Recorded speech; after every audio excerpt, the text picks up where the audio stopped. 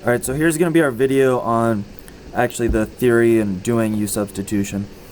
And when we think back to the chain rule, we remember that if we were going to take the derivative of a composite function, so f of g of x, something like the derivative of, say, sine of 3x, right? We're going to take the derivative of the outside first, so f prime of g of x, or in our example, the derivative of sine would be cosine of 3x. And then we're going to multiply by the derivative of the inside, so times g prime of x, or in this case, the derivative of 3x is 3. And that was chain rule. We had like the A and the B trick, but that was the basic definition of chain rule. And we could take this one step further and say the capital F was the integral.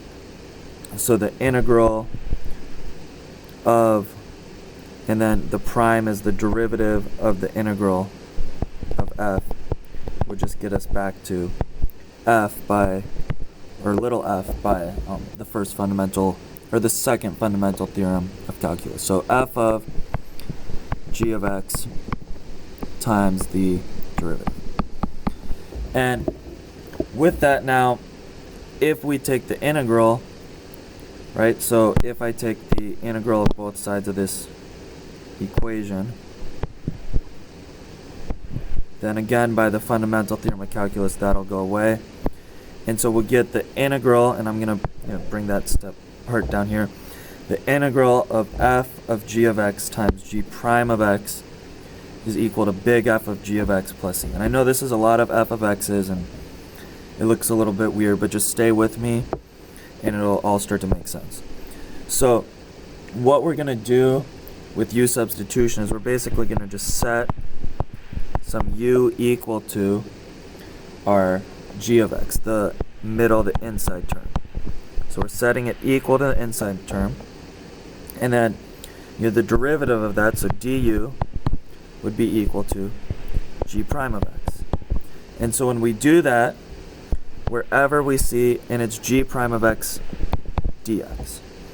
Okay, and kind of the reason for that is, it should be du dx, but we're just multiplying both sides by dx for the integrals purpose, and so those will cancel out because integrals do have a dx in them. So you can see when we do this, we have a g of x term, and we're going to replace that with u. And then we have a g prime of x term.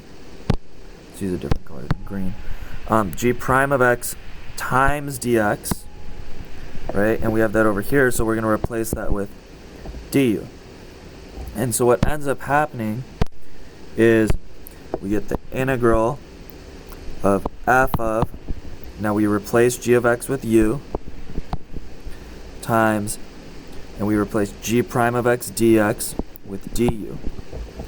And so when we do that, basically we're just going to get something where instead of having like the integral of sine of 3x, blah blah blah blah blah, we get something where we have an integral of sine of u du. And taking the integral of something with u with respect to u du is just the same as taking an integral of x. So the integral of sine u du would be equal to negative cosine of u plus c. It's all the same, just instead of having u x, we have u. So now when we do that, the integral of f of u du is just a normal integral. So we call it big F of u plus c. And then the last step is now to just plug back in that u. So this would be equal to f of g of x plus c. And that's the basic theory behind u substitution. I'm going to put one more video with a couple examples, and that's when hopefully we'll be able to put it all together.